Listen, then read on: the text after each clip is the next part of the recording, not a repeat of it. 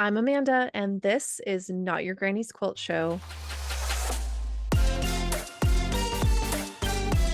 So I know I've mentioned this before and talking to different guests, and it's come up, but I will be on the Camino de Santiago this summer. So as of today, Megan's episode release, I am out. So there won't be any episodes after today until August. So I love that you guys are here. Thank you so much. I know that you'll understand this is a big deal for me and my husband to go do this. So I really appreciate your guys' love and support. In the meantime, get caught up on episodes. If you're caught up, then thank you so much for your patience while I go do this big adventure. So I will be back in August, and I just really love and appreciate you guys so much. I'll be sharing some of my trip on my Instagram. So if you are not already following along on the Instagram, it's just at Not Your Granny's Quilt Show on Instagram. You'll recognize it by the logo,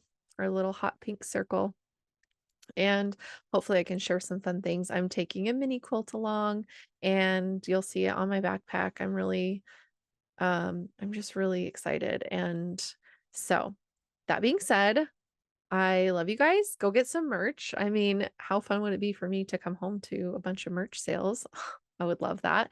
And share the podcast with people if you know that they would love it and could find some connection with it. And other than that, I'll see you guys on the other side of this thing. And yeah, can't wait. Hello, hello, hello. Welcome to today's episode. Today I have Meagan Guité. She is wonderful. I love everything she makes, and I've just felt so inspired by watching her Instagram and seeing everything she makes.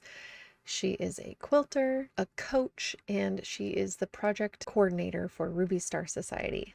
And you know me, I love Ruby Star, so it was just magical to be able to talk about how she got into that position and just get to know Meagan as a maker, and we just had such a great conversation. So I hope that you get to enjoy Meagan today, and let's get into it. Hi Meagan, how are you? I'm great. How are you? I'm so good. I'm so glad that you're here today. This is so fun. Thank you so much for having me. I'm happy to be here. Yeah, this is great. So I don't know if we actually talked at Quiltcon, but I saw you a bunch of times at Quiltcon because I mean I was in the infamously long line to Oh shop my gosh. the Ruby Yes. Star booth, but also meet all the Ruby Star babies because Yes. Yes. like It's honestly so much fun. That line brings yeah. all the energy to the booth for days. Yeah. Yeah, it was so fun. And the first thing I did notice was the yo-yos on your dress that first day. It was a Uh, yo-yo dress day. Yes, the first day. yeah. And like because my mom has always sewn, and like her grandma taught her to sew, and they would like sit and make yo-yos together. Yeah. And so we have like a ton of yo-yos and a ton of circles cut out to make more yo-yos. And so when we Oh saw it, my we were like, gosh. oh my God. So it was really, Yo-yos. Yeah, I think yeah. yo-yos were probably when I was a kid, one of the first things I made or that my mom taught me how to make. I didn't necessarily stick with making them for a long time, but it was like a little small project, good for a kid to do. So those are some of the first things I ever made. Yeah. So did you learn That to like, dress. yeah, Love that dress. it's so cute. It's so cute. And it just like, I feel like among all the other things that QuiltCon is, it's also like a big fashion show. Like, This year, I feel like it really stepped up this year. Like we were noticing a lot more QuiltCon fashion this year. And then I've noticed a lot more conversation after QuiltCon of talk of like amping it up next year. So whether that yeah. be themed days a little bit or like kind of having some sort of little opportunities bubble up where maybe more people hop on board for that, which would Yeah. be so much fun. Yeah, that would be so cool. And I noticed like um people had gone to the MQG and were like, we should do a fashion show because so many people make clothes. And I'm like, well, that's not really our thing. So I kind of Mm-hmm. like poo-pooed the idea. But then, oh, it was at my like MQG chapter here, my local one, and Okay. we were just kind of chit-chatting about QuiltCon at our last meeting. Um and our the like one of our members, she was kind of presenting about her time, like she was just doing like a recap, and she was one who had reached out to them and asked about fashion show because Got she was you. like, Yeah. she's like, some people knew I was taking pictures of their coats and their outfits, and some people didn't, and I surprised some people. So she has pictures of people with just these like shocked looks on their faces. But anyway, but then I was like, well, Ruby Star did, you know, it was like your Ruby Star fashion, but they did like a fashion show kind of thing every day where like they would take Yeah. your pictures or like do it live on Instagram and you could see what everybody was wearing or your like their Ruby Star makes. Right. Yeah. We definitely, it was interesting because we started for QuiltCon. We did the show and tell the previous year when it was here in Atlanta. I think that was the first time doing it quite like that. Mhm. And we'd have like a handful, like 15, 20 people show up each day. And then we did it again this year because it was successful. The first year we liked it. It was kind of nerdy, but it felt inclusive and fun and different. And then this year, we only did the first 2 of 4 days the same way and on social media, Mhm. mostly because by the time we got to Saturday, we were all so exhausted. But also, 40 people were hopping in line every day, and we didn't expect that. That was Yeah. way bigger numbers than the previous year. Like, what do we do? How do we get all these makes in line to like, we'll be here for hours. Like, how do we possibly? So after that, there was some whispers of potentially trying to find an opportunity to host in some way. Don't know what it is. Don't know if it's on maybe the main stage that's in the exhibit hall, seeing if we can get a time slot to host a little bit of a fashion show specifically. But we at least had whispered that. So that idea has been Mhm. thrown out in the ether of could we do something that's a little more pointed towards the fashion piece? Yeah. So we'll see. Time will tell. Yeah. We're going to try and start planning Quiltcon earlier this year than we did previously because there's so many details. We oftentimes wait till after the new year because we're just like not in that headspace yet. And we're like, to do all the things, we need to really get started like mid to end summer, which Mhm. is so early, but is necessary. Right. Well, and I even think about, I'm like, it's already been like as of, recording this, it's already been like 2.5 months. Like Yeah. it's crazy. And to think how quickly it's gone by. And so,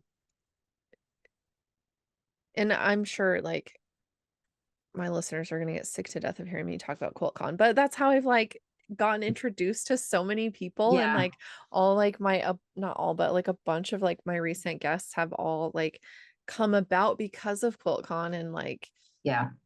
it's just such a crazy like networking and just a spot to see and be seen. And I know not everybody can go, so there's some like adamant people like, who don't like it, and I get why, but it's Yeah. like Yeah. I can't discount like what it has brought to Yeah. my life For and sure. for other people. And so like being able to acknowledge like the work that people are doing to show off, to be like, look at this cool thing I made. It's like a big Yeah. show and tell. Like little Yeah. kids, like we're all making our inner child happy by sewing with bright, fun, gorgeous fabric Right. and making fun pieces that like make us happy. And Uh-huh. why shouldn't we get to And you show get it to off? put it out there. Yeah. Yeah, It's yeah. so fun to do. I think with that yo-yo dress, so I did that was day one. That was my probably biggest, Hmm.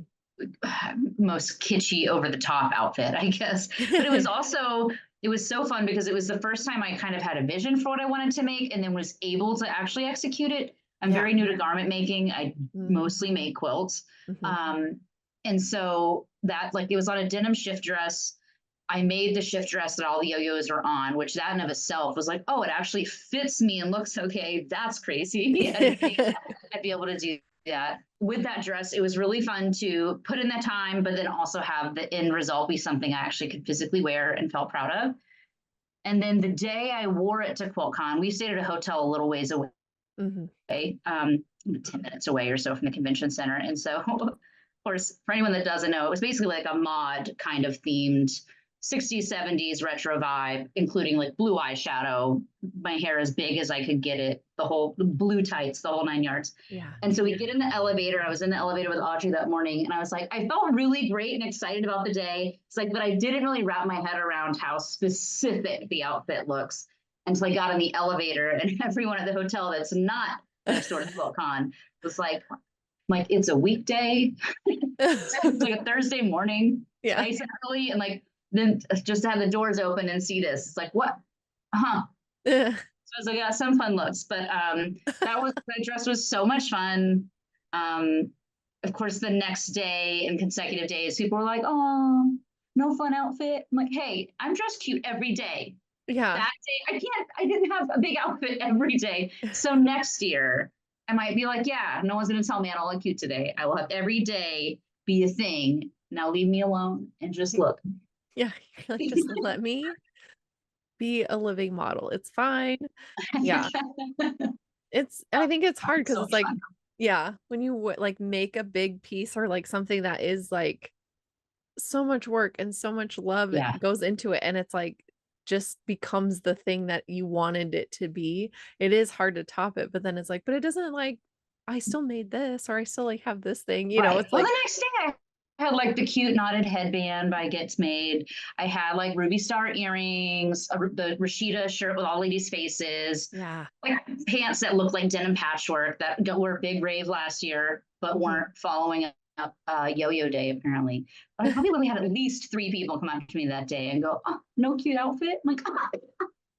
And like once I made that reaction, they're like, "Oh, that sounds bad." I'm like, "It sounds bad. I'm cute today. Don't say that to me. I look like a Ruby Star camp counselor. Okay, that's the vibe. And if you didn't pick up on the Ruby Star camp counselor vibe, I'm sorry. That's a you problem."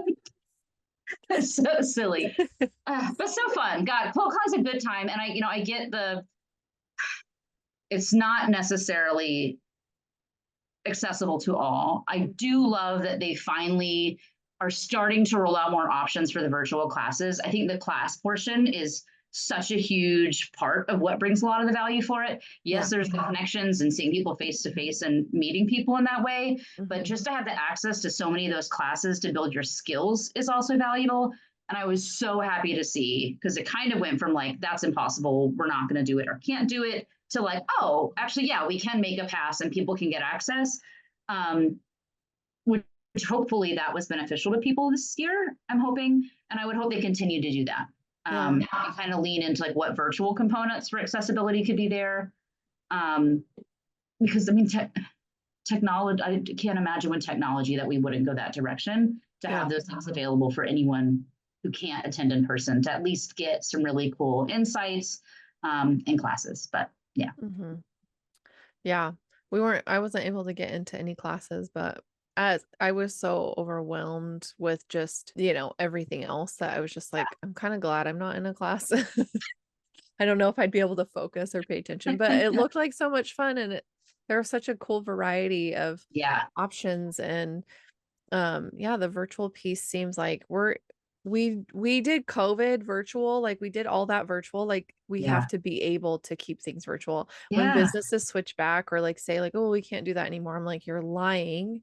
We did it. You Yeah. just literally did it We for just did 3 it. solid years and now Mm-hmm. you're saying you can't. You're a liar." Yeah. But also, yeah, the accessibility piece because some people just literally cannot. Yeah. They just Yeah. can't get there, and so being able to open it up at least in some way for people to take the classes or be able to see Yeah. some of the Hear lectures the or lectures. whatever. Yeah. Just get some of that information Yeah, is something, but yeah, yeah, right direction. We'll yeah. see. Well, so let's rewind and, like, how did you start sewing or Yeah. quilting or, how did you get into this Yeah. world? Yeah. So I think you know, the I was grew up around my mom quilting. So my mom was a quilter. So it was always in our household. Um, I was always getting to request like quilts I wanted made or little dolls that I might want made. I was very lucky. I have some really awesome dolls that my mom and my dad both made for me, which Oh, is very sweet.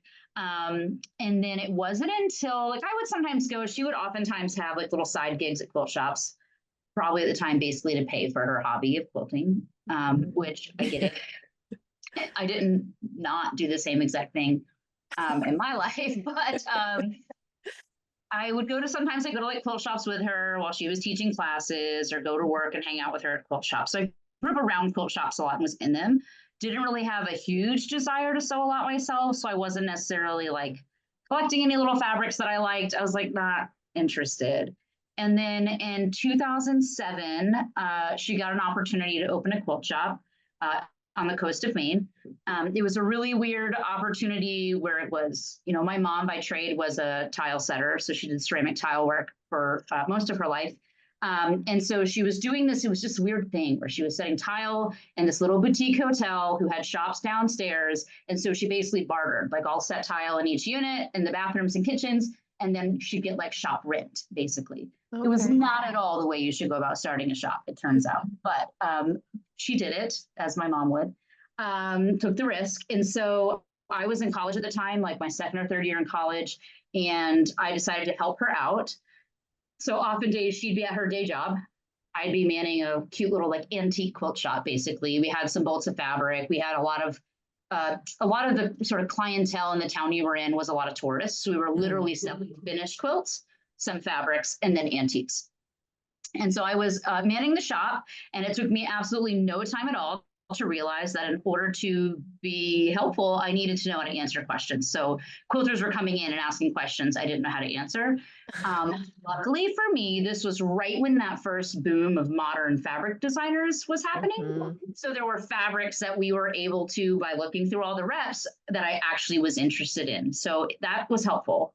I don't think if that boom had happened, I would have really I would have done what I needed to do to help her, but I don't think I would have taken the hobby on as my own for the past 17 or how many years it's been now, whatever 2007 till now is. Yeah. So I learned how to quilt relatively quickly, started doing it, you know, all the time, any down moment I had. If I wasn't at the shop, I was quilting. And then the shop was relatively short lived. I don't think it even made it successfully through 2008. I cut ourselves a little grace there because 2008 was a hard time.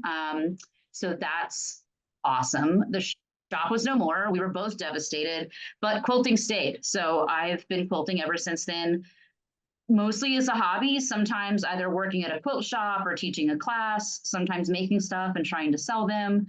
But usually it's just to make things for myself that I like, and sometimes for friends. I'm not the biggest quilt gifter, but I'm getting better at that. I think I finally figured out my method, which is make things I like to make. And then as time goes on, I think of like, I see a quote and I go, that seems like so-and-so.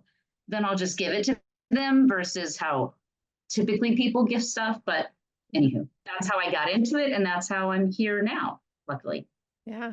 That's awesome. And it's so like it's so fun to have a crafty like adult in your life because I feel like it just opens up this whole different world of seeing things and the attitude of like I can make anything. Like I can figure this out, of because you like watch the adults in your Yeah. life do Yeah. that. And so then you kind of grow up with this sense of like, and anything is accomplishable. If I Yeah. just put my mind to it, I can make that. And Yeah. so like I said, my mom, like she's been sewing her whole life. And so I always grew up around it. And I didn't start sewing till I mean, I knew how vaguely to use a machine, but I was like Yeah.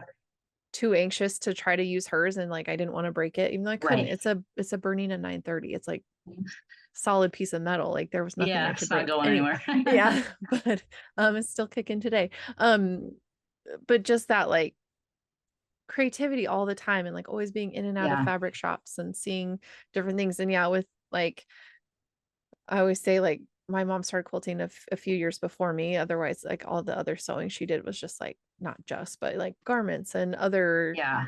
you know, curtains and other kinds of things. But Yep.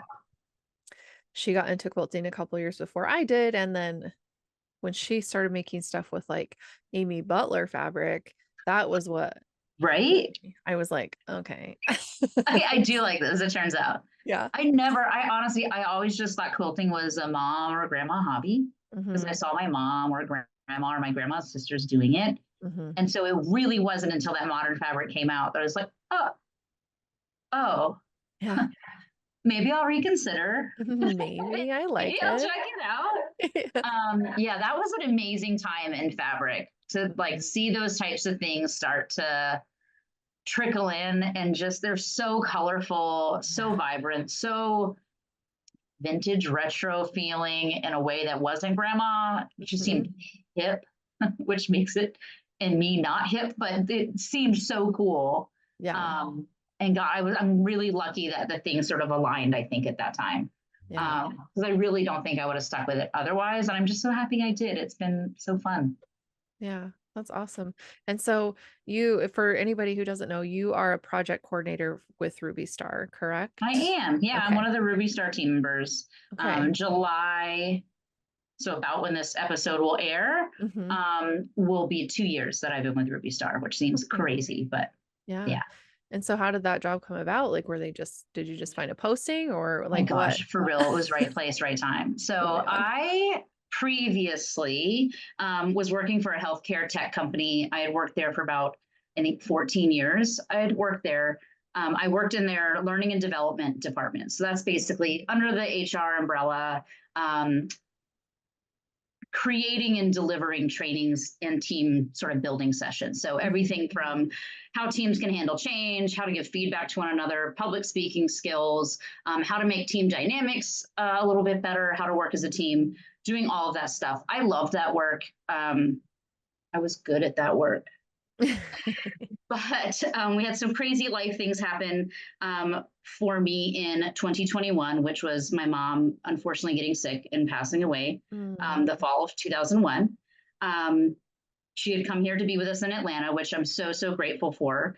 But after that had happened, so very early in 2022, basically, I'm like real. I got a bad work review. Oh no. That's the worst. So I got a bad work review, and I didn't.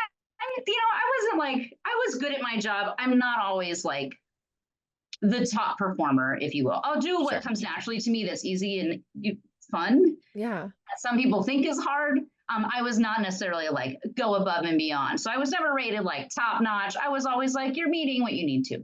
Yeah. It's like my first time ever being not that, or one of them, anyways. And so I'm literally in the meeting getting my bad review. And I was like, that's interesting.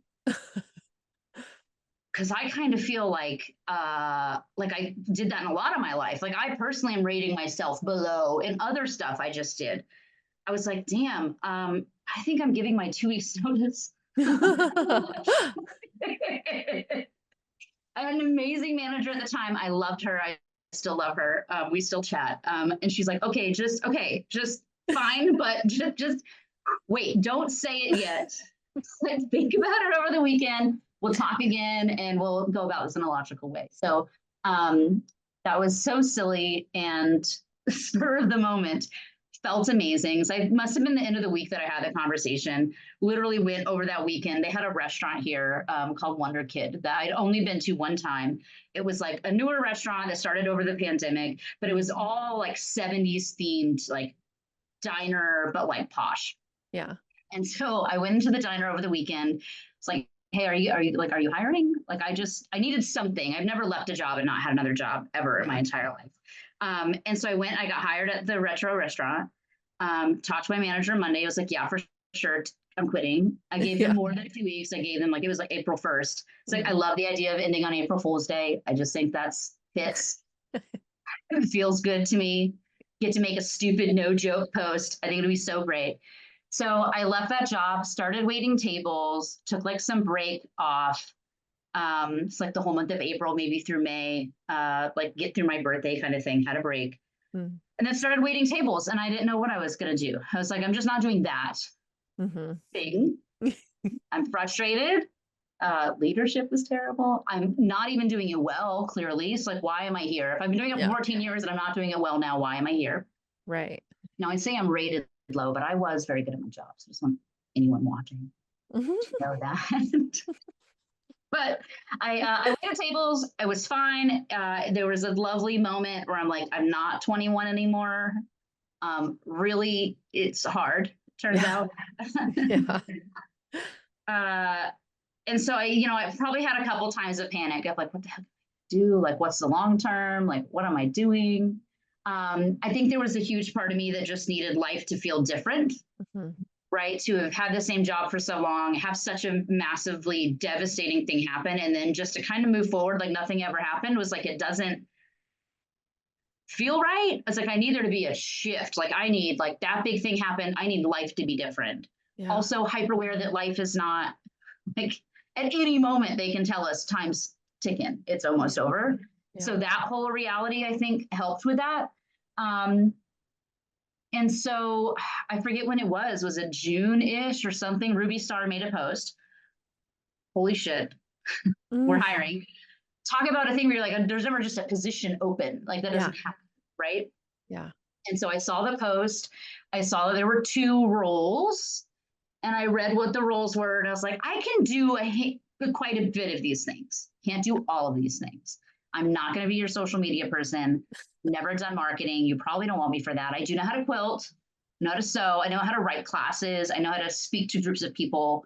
Mhm. I can learn how to do a lot of these things. I have a lot of friends that know how to do a lot of these things. So I was Yeah. like, I just need to write absolutely heartfelt as to who I am on a page, why this job would be so meaningful to me and why I think I'd be a great fit.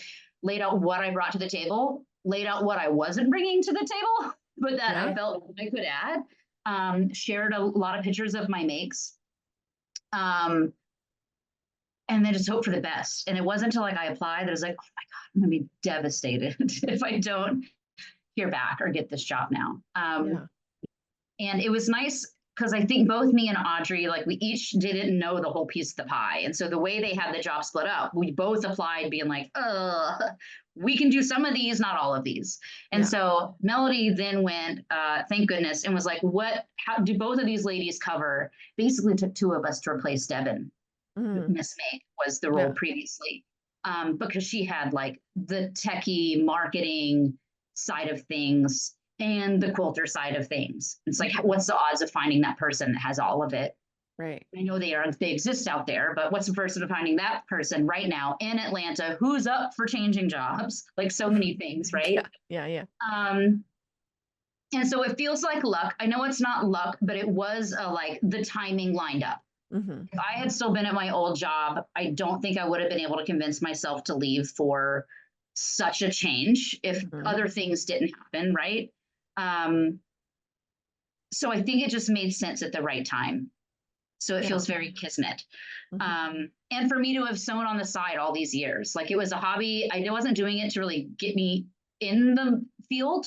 Like I Yeah. wasn't necessarily doing it with the thought that I would be a pattern designer someday, or that I would be a big shot teacher, or that somehow I'm going to get in the industry. Like sometimes I'd get a little bee in my bonnet and be like, maybe Yeah.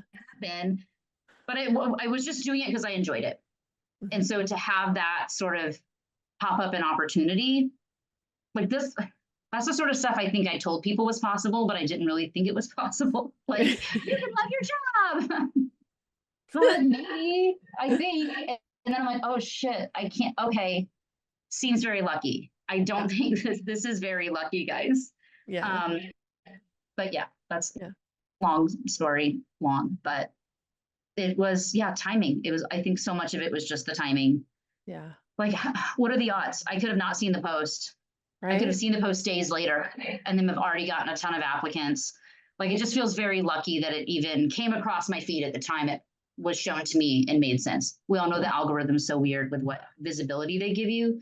So I just feel so lucky that I even saw it. Lucky that I had an ounce of believing that, like, I don't know, throw my hat in the ring. Let them Yeah. say I'm not what they want. Let Right. me not choose that they want. Yeah. Right. Because you're like, what if they do? And I think it's Yeah. smart to like say this is what I can bring to the table and this is what I don't have to bring yet. But like Yeah. because I think so many times, like, people lie because they want the job, and so then they get into the job, and then they can't do the things that they're supposed to do, and then they're mad, and it's like, "Well, you applied where you shouldn't have." Not saying Right. that, like, you can't reach a little higher, but I think if you're just honest with, like, where you're at and, like I think that's such a big life lesson too, just in any situation of being like, here's what I can do in this Yeah. setting. And like when I was going into student teaching, I had to go to the school where I was going to be Yeah. for that year and I had to meet with the principal. And he was just like, we're going to talk expectations. And that way you know what I expect. And if you have any expectations, then you can let me know. We can talk about it. And then we know, then we know. 100%. And I Right. was like, "Oh, this is a weird concept." And so he was like, this, and this. And I was like, "Well, these are my expectations because this is my time to shine and figure this out and, Right. try to learn how to be a teacher. Yeah. Good God, was that hard. But because like that conversation, just like 20 minutes set me up for Yeah. like the such a good year. And like I felt like I really had his respect because I was willing to say, "Oh, yeah, you know what? I do have some expectations of this, of you, of this Yeah. school, of my teachers, of Yeah. it's Yeah. just like that simple conversation. But then it's like, here's my limitations, but also here's what I can do, and here's what I'm Yeah. willing to do, and here's what I'm willing to learn. And then that gives everybody the opportunity to just like be out in the open and not have Yeah. to be like, well, hopefully they can cut the mustard. It's like, I don't Yeah. know. I don't know. But anyway, Yeah. that's really cool. That's really That's cool. so And fun. yeah. So like, I guess what does being a project coordinator entail? Like, what are all the things that, not all the things, but like, give us an Yeah. I mean, it's a example. good mix. Yeah. So, I mean, the most, I would say, obvious thing, or one of the biggest things, is pertaining to the catalog. And I think, Mhm, honestly, the catalog's a great example of like the split between me and Audrey. mhm. So the catalog, the final pages you see, everything that's there, that's all pretty and displayed on the page, the graphic design, Yeah. all Audrey. I don't do any of that. So when she makes her fake Photoshop wizardry finished quilts that aren't actually in existence, but she's made them look so, Yeah. that's all Audrey. It's incredible. My part of the catalog is the getting the projects that are even in the catalog in the first place. So Mm. reaching out to all of the pattern designers, sharing with them what is coming up and what the JPEGs or swatches are so they can submit some mock-ups for us. It is reaching out or maybe sliding into some pattern designers DMs who aren't maybe with Moda yet, who would be interested in being with Moda. That's been one of my most favorite parts of like, I fangirl out about you. Do you want to come play? Yeah. Has been so much fun. So I reach out to all of them. They send in mock-ups they want to submit for their quilts. Mhm. It kind of varies by pattern designer how they go about that. Some pattern designers are thinking in a way that's like, when is the fabric going to hit shops or be released? When do I want to release this new pattern? Will that sync up in the right time frame? Yeah. And so they might just submit the one quilt that's going to be released at the same time, and that be their one submission in 3 different fabrics. Some pattern designers will submit every pattern they have a mock-up done with everything. We end up getting, so the ones that just came out, so Eye Candy in paper, Woodland Park, Mhm. Bird. is the word. I'm dying. So all those that just came for each of those quilts, we probably have well over 100 mock-up submissions for each line. Okay. So then I narrow down to like 20 picks from each category. And then they get shared with the designers to say, what are your top 8 to put in the catalog? When I do my whole system I have, it's to where some quilts I know the designer by the pattern and I am familiar in that way. Not all of them, especially a lot of the newbies. So when I have them on a board, it's called Figma that I'm sharing them with folks. You don't see the designer name or anything with the quilt. You just see a quilt mocked up in the fabric, which ones are the strongest or which ones just balance out well when it comes to Sure. the colors that really shows off the collection. So that's sort of my part of the catalog is like getting all the projects, making sure everyone has the information they need, making sure I'm taking note and getting the information for Audrey that she'll need to put the details in the catalog. So that's like a great example of us working together. So I'm getting Yeah. all those dredged up and then she's making all the pages and getting them actually finished and put together. So that's like that. That's probably the best example of us each working together on something. And then all the rest of our work is kind of split in some sort of fashion. Audrey is heavy on the social media, on marketing. So if you're thinking catalog, newsletter, outward facing social media posts, that sort of stuff. And then I'm kind of working more on getting makers their fabrics. We both work together a lot in the makers program to make sure all those details are in line. But we have like a fabric sample wall in the studio. And so that fabric sample wall is kind of my baby. So any pattern designer that reaches out that wants fabric for a cover quilt is kind of going through that, or our samples department at Moda. Makers are going through that. Any of the things we need made for any of the trade shows is coming out of that.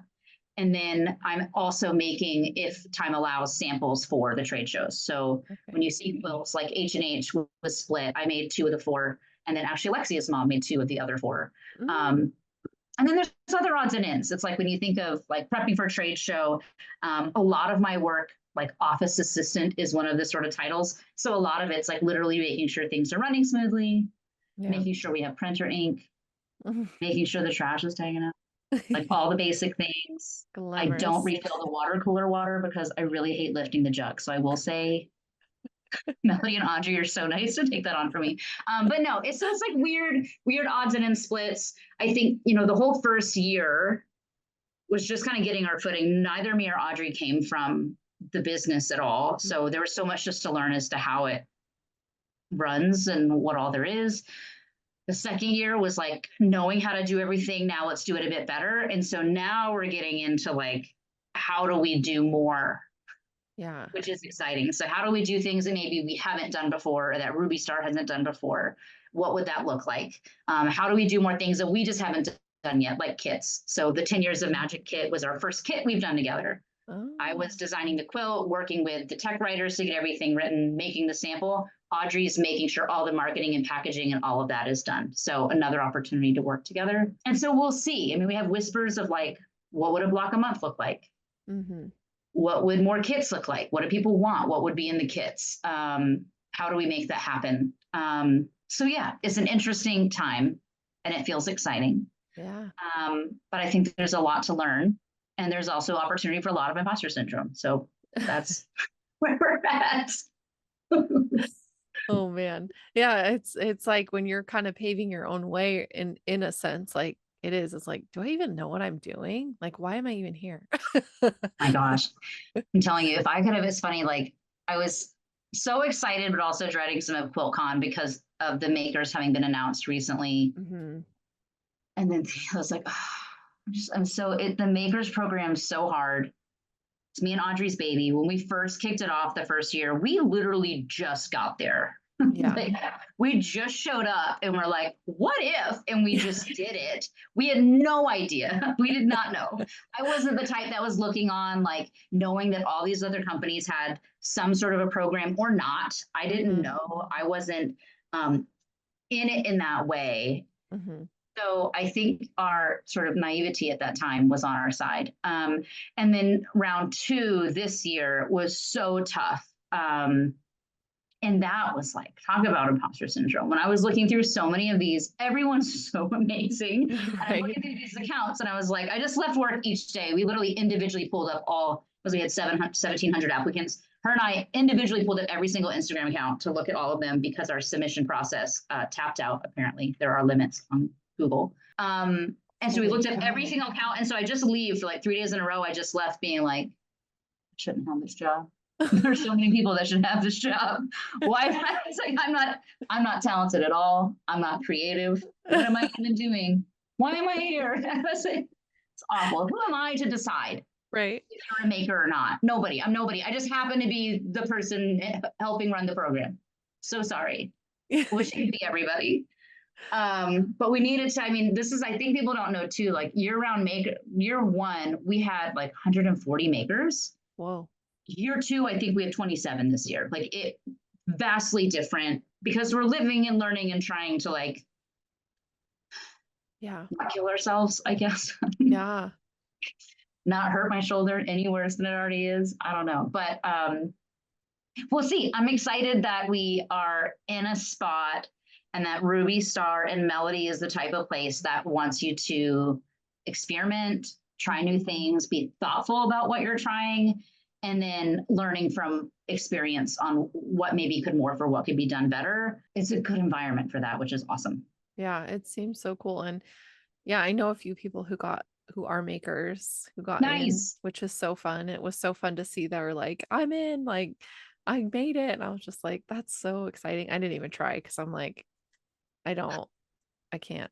But So many people. It's so many yeah, people. Like competition's so fierce. yeah. And that's look, if I wouldn't even I wouldn't apply. No. Like I would have been intimidated to apply. I'm not Yeah. really a throwing elbows type of person. I also, whenever I went to Quiltcon, didn't apply for any classes because I hate it sells out 2 seconds anxiety. I don't do Yeah. that very well. So I just don't play that game. Yeah. So it feels weird to think that I myself probably would not play the game that I am hosting. You're She's like, like, But hopefully people are seeing what the makers are making and getting inspired. yeah. Hopefully some of the makers are able to build a little bit of a following, maybe push themselves to try something they haven't done before. Um, I think there's a lot of benefit to the program that hopefully people are getting. One of the things we did this time that we didn't do round one was creating an actual location for all of them to connect. So we created a chat, one of the chat Mhm. platforms. You created a group, so they're all getting to kind of get to know each other a little bit more and bond.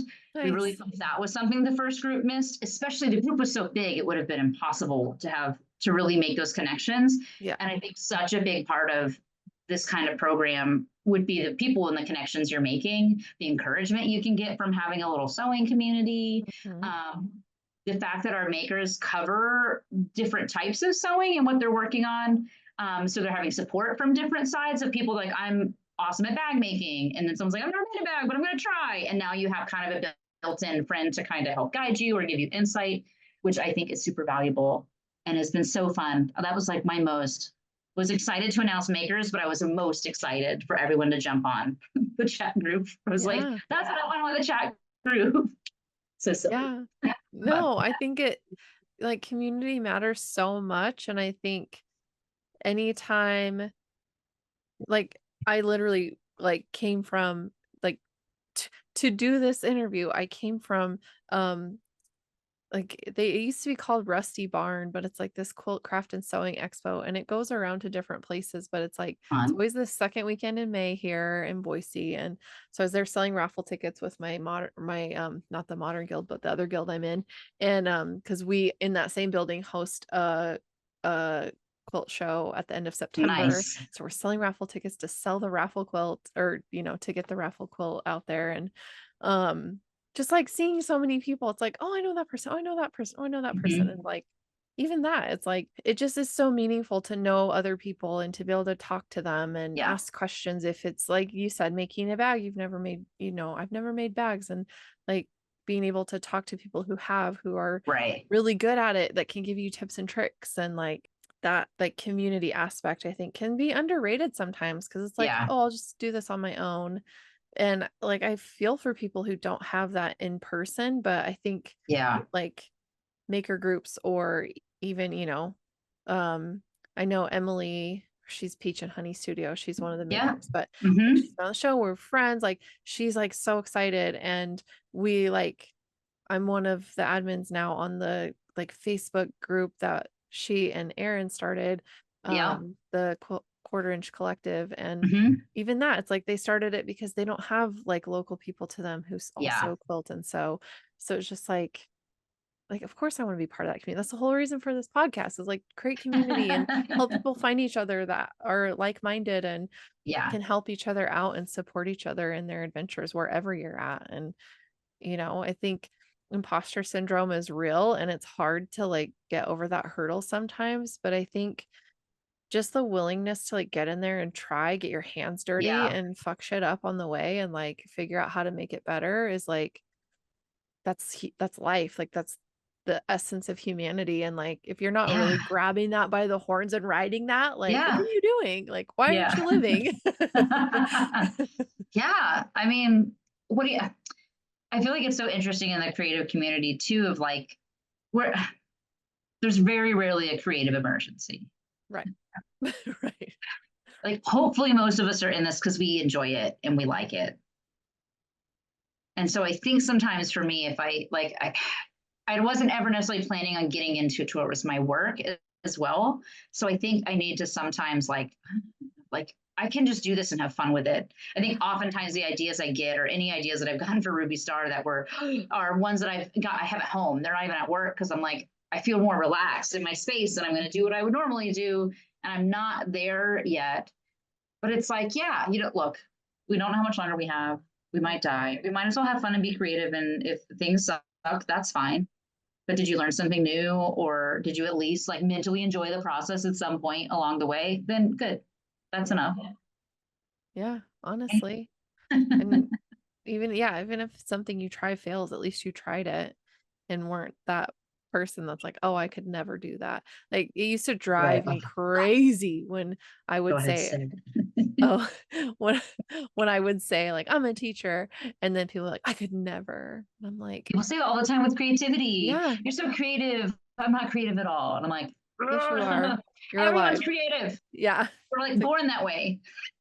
We are yeah. creative beings. You at some point along the way have convinced yourself or someone told you you're not. That's not true. You are creative. We're all creative. Mhm. And then also, I mean, there's the idea with like with creativity, this idea that what you churn out has to be good or liked. That's not true. No. Creativity in and of itself, just the act of doing it has so many benefits. That's it. You can technically try and draw a cow. It doesn't matter if the cow you draw is good or not. If you Yeah. drew a cow, your brain just enjoyed the fact that you put pen to paper and tried to draw a cow. How Mhm. about that? Yeah. But yeah, It's that's my super pet peeve. Not yeah. creative. Like, Yes, you aren't are. you are, you're alive, you're fine. You Yeah, got dressed, you're creative. Like, right. and it just comes out differently. It's like, yeah, you might not be into sewing, but like how else are you creative? You know, you might be creative in the kitchen, you might be creative in woodworking, you might be creative in computer software design, you might be creative in so many different Right. ways. Like it's not Yeah, just about arts and crafts. Like right. it's not just about fabric and a sewing machine. It's like there's so many other avenues that we explore, but it's like we label it differently so it doesn't get connected with creativity. So people think they're Yeah. not creative when it's like, no, you're literally being creative every moment of your life. Like you don't even know it. Oh, my But heart, so silly. yeah, it's it's like silly the things we tell ourselves and convince ourselves. And then when we're confronted with the truth, we're like, no. That's like why? Why not just accept How do we it? do that? Yeah. Huh. Yeah, but that's I That's a good mean, question. I think I'm like with you where I mean, I feel so creative all the time because like I have a quilting business and then I'm doing this and talking about quilting and then I'm Yeah. also dreaming and breathing and eating quilting and um it's fine. But it's like I have a different level of creativity. Like I think of things and I want to do all this stuff when I'm like in the studio at work kind of and I'm like, "Oh, if I Yeah. wasn't working right now, I could just be doing XYZ." But then it's like if I were to take a day off, not go to my mom's house, and just stay home 10 minutes away from my mom's house, Uh-huh. I would probably not do the things that I think Yeah. I would be doing at that point. It Yeah. would be something completely different. And so it's just funny like where your energy is and like what is like where you get inspired. And so that Yeah. kind of like work aspect where like it needs to be good enough to be presented in this workspace and like Yeah. go in this catalog or go, it's like be presented Yeah. online or like whatever. It's the under the name Ruby Star. It's like a whole thing. And then, but then when you're in your own home in your own space, like feeling that fuck around, find out the FAFO, like Yeah. my husband and I like to Yeah. say, like Yeah. then it feels almost like you can think about those things now because you're not worried about like your idea sounding stupid at work kind of thing. Like Right. even though you're in a creative workspace, it's still like a Yeah. different vibe. But Yeah. 100%. And I think, yeah, when I'm doing it at home, it just feels like that pressure is off. yeah. And then if the pressure's off here and then I bring it in and I go, you like it? Yeah, like, oh, good. Okay, good. Awesome. I Woo! didn't, whoo, okay. Pressure is Yeah. off. I'm able to create. Um, it is such an interesting, I feel like we just had something recently where instead of it being like we had an abundance of time to do it, it was like, we need this tomorrow. Make something. And me and Audrey were like, shit, it was our fault. We missed a thing that we Mm. forgot deadline. Totally fine. Like, oh, I vaguely remember hearing a thing. We didn't write it down anywhere. Got it. Tomorrow we're on this. And so we designed, I think Savannah Quilt Company, Mhm. Sally, she had posted where she had already made it. It was basically like a little like a project sheet to go in the boxes that quilt shops get for the Yeah. catalog. So when they get the catalog, it's in a box. There's all these like little freebies that the shop gets of new products or whatever. So each box had a little charms, the mini charm of eye candy in it. And so we needed to come up with a little project to do with the mini charm. I'm not a person that buys mini charms or has in the past and made little tiny tedious things out of them. So I'm like, Yeah. do I know how to foundation paper piece? Yes. Have I ever designed my own? Absolutely not. Will I try to do it now in time for tomorrow? We're gonna. Let's see what happens. You betcha. And it was so cute. I was like, oh, Audrey, okay, illustrator. I just picture like falling candies, like a couple candies and a thing. It's got to fit on a sheet. You know your parameters for what can go in the box. I don't. I picture falling things. So we worked together so hyper speed to make it's like an 8.5-inch block, and it's like 3 little pieces of candy, and it uses a little, it's so cute. And it was Cute. like me and Audrey back and forth, which like, here's the things. And I'd be like, okay, so here's what I need. I need 1/4 inch around everything. Or like, Mhm. just kidding. I also need a line here. And so I like practiced, I had to like make the sample to be like, I need to test it so I know it's possible and I didn't mess up. She like makes a sheet, cute little activity sheet, goes in the box. And then to see Sally turn around and made it so quick, it's so cute. It's like, that's okay. We're getting, it's like, Audrey, it's like we work here. It's pretty cool. Where it's like, we did that. It's cute. I always like when Melody's face lights up and goes, I'm like, okay, good job. Gold star for the week. I think we're off the rest of the week. We're done. But no, it's interesting how like we haven't had a lot of those type of things pop up where it's like quick. I didn't Mhm. even have time to think or doubt. I was just like, I think this will be cute. I would make this, and I don't even foundation paper piece often. I Yeah. can do it, but I'm not a. It takes my brain so long to work that way. Oh man. Um, but it just felt good. But so I think there's a lot of things like that where we have opportunity to grow that maybe we'll start. Maybe I'll get better at doing it at work Yeah. and seeing what comes up. But I also just recently am starting to learn Illustrator, and it like took, and that I've been dabbling since I've started there. And just recently was like, whoa, I was able to like make this whole thing. What happened? I don't know how I did that. That's crazy. So something's clicking. So maybe more kits will start to come out where we could work with the designers and us in the studio and start developing new Ruby Star quilts.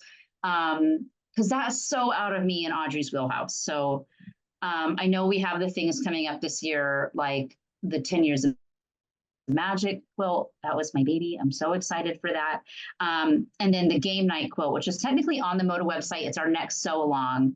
That was basically an idea that me and Audrey had, and then we bunted it out to someone else who actually does this to like make it happen. We'd like to turn out a lot more than that in a year. So Yeah. we'll see what happens. How Fingers exciting crossed. though. No, Yeah. it is Fingers. exciting. But It's yeah, there's just so many things, like so many things that you can do, or like I think that's the hardest part of being a creative, especially for your job, is like, what do I focus on? What is gonna like where can I put my energy that it's gonna be beneficial to the business, like the company and the people who love this company, who right. support this company? Like, are they gonna find value in this as well? But also, like, there's 10 gajillion different things you could Yeah. try and probably want to try and make. And like, but yeah, what's gonna warrant the time and the resources to making it happen under the Right. Ruby Star umbrella? Like, Right, right. Yeah, it's such an interesting like base thought of like I've never worked for a company or brand that I was a fan of, right. first of all. Yeah. Like to kind of be like, I love this, this Mhm. matters to me, is so tough. But then to think of all the things you're trying to do or create or churn out with that lens to make sure it lines up. Melody, bless her, love how specific she is and what her vision is for the brand is so helpful. So it's like anything we create or dream up, we're in the same studio, we're working with her. And so it's so nice to have her be like, how about like she'll kind of get us on the right path that fits in line. You know, we Yeah. have like the one of the main creators obviously right there. Right. So that gives me hope that we'll never stray too far or that we'll come up or release something that doesn't fall in line with Ruby Star. Yeah. But it is kind of interesting. Sometimes I feel like we'll throw out an idea and we're not necessarily thinking with that lens. Hmm. So it's like, oh, that's right. There's a whole, okay. Yeah. So we'll see. Sometimes I feel like my favorite types of quilts that I tend to make are a little more along lines of traditional Mhm. with modern fabrics. And so that's been my thing lately that I'm like, as I'm starting to maybe dabble in design, I feel like some of my stuff is going to maybe be too traditional. And Mhm. so I'll be curious to see where that goes of like how I can take traditional things or ideas and modernize them a little bit in a way that feels like it looks like or feels like Ruby Star. Yeah. Um, so we'll see. Because yeah, I just love traditional stuff so much. I love they're just, I love it. I love Yeah. the types of piecing that comes with traditional quilting. Um, Modern stuff is so fun, but it's like Yeah. traditional for me is where it's at. So if you ever see something turn out, you're like, wow, it's really traditional for them. Be like, Megan's hands must have been in that. Megan did that. Alexia also leans into a lot of traditional stuff. So Yeah. yeah, I honestly like I haven't seen a quilt, whether it's modern or traditional, made with Ruby Star that I didn't love. I think you can really do anything with it. And it is, some of the more modern ones I think lend more nicely because there's a lot of hero prints that come with right. these beautiful designers. Ugh, I love them so much. It's so And so good. so it's easy to fall into that idea of like, well, I need something with like big blocks, modern, like Right. showy. But then there's something so great about that traditional piece too of like seeing little bits of those prints in there and like Yeah. using all the smaller prints. And because it is so vintagey feeling, like there's still a vintage vibe to so much of it that like Yeah. you can get away with that traditional look too because it's Yeah. still there. Like it's yeah, it just encompasses so much in the aesthetic world that like I think that's why there's such a wide range of fans of the fabrics and of the design because it reaches so many people. It reaches so Yeah. many people's aesthetics that, you know, they want to feel more modern, but also still love traditional. It's like, oh, here it is. This is for you. Yeah. It's like, wow, Yeah. thank you so much. You read my mind. Oh, I love it. That's helpful to Yeah. hear. Yeah. Um, we'll see. What are your thoughts lately Mhm. on some of the releases and things that are coming out by them? I'm Does obsessed. something have you most excited? Well, I, well, first of all, I love bears and obviously Hmm. I'm like, Sarah's number one fan. And so I'm really excited for Teddy and the Bears. And I got the Yeah. t-shirt like because she had the t-shirt Nice. pre-order on her on Crafted Moon. So I Uh-huh. got that. And actually it must have been Audrey then because like it's like Ruby Star liked your reel because I made a reel of me like opening the t-shirt and I was like, oh my God. And then I was like, what Yeah. timing? I'm talking to Megan today. Yeah, that was um, probably Audrey. We've been chatting a little bit of starting to split the socials a little bit more. I'm personally, as a human, just on social way more than Audrey ever is. oh And yeah. so I think I might start to take some of that off her plate because I'm like, I'm already in there. Yeah. Like I Yeah. will sit and look through and like and comment and I'm doing it for myself anyways. Yeah. Right. So eventually there might be a little bit of a switch there, but yeah, Yeah. Audrey's in there liking and sharing and doing all the things. Perfect. Yeah. Those shirts were so cute, and I love that Sarah sort of leaned in and Yeah. released those and did some more things. But so Yeah. awesome. I'm excited for the Bears. And I mean, honestly, I like everything looks so good and I want all of it. And um I love birds too. Like I'm a birds and bears girl. Like I don't know. I put a bird on it and I love Yeah, it. bird Like is the word. The I know. colors of that line, I like I am know. so into this like earthy rust and teal and pink Yeah, situation. I'm like, I can't. I love it so much. It's I like I know. just want to make 8 quilts with that color scheme right now. And to get it out of my system, I just love it. Yeah. Oh, It's it's so so good. pretty. Just such a good job. Yeah. It's My so good. goodness. I'm And I killing mean, it. honestly, all of everything that has been released lately, like that's upcoming, I'm just like, Yeah. I'm screwed. They're like, they're on fire right now. I Like, need to it's get like not, look, I got inside scoop. I will share none of it. But what I will say is like, it's yeah. seasons. They have seasons mapped out right now where I'm like, you guys are absolutely on fire. Yeah. It's gonna be so exciting. Yeah. It I just is love every exciting. time. Like, I feel like they have multiple in a row where we just get to go, like, are people finding out today? Are they gonna find Yeah. out today? Like, so Yeah. there's more. There's more coming. brace yourselves. It's a good time. It's so fun to watch. I love watching it so much. Yeah, I bet. Um, I love seeing it. I hate being a secret keeper, Mm. but I'm getting better at it in that I'm just better at shouldering the burden. Right. Like, I will carry this cross for you. So if I have to know before everybody else and keep my trap shut, I'm gonna do it. But it's hard. This is how Which much I means that love there's some you. people that don't care. I'll be like, Yeah. hi, you who doesn't care at all. Did you know? And they're like, mm-hmm, cool, don't care. I'm like, thank you. I just needed to tell somebody. I just It's like, needed you to know that people will soon are gonna be very excited. you're like, oh, you're my mailman. I have something to tell you. Did you know they're bringing the bears back? Did you know? Like we know that so far in advance. It's so hard to just like I try and forget. I'm just like I didn't know that. Yeah. You're like, I had no what? idea what's happening. What? Like, It's so fun. yeah. Yeah, they have some real. All the stuff they've been releasing has been so great. So Hmm. much more to come, Yeah. and we'll see. We'll see. Yeah, we're Yeah. pumped.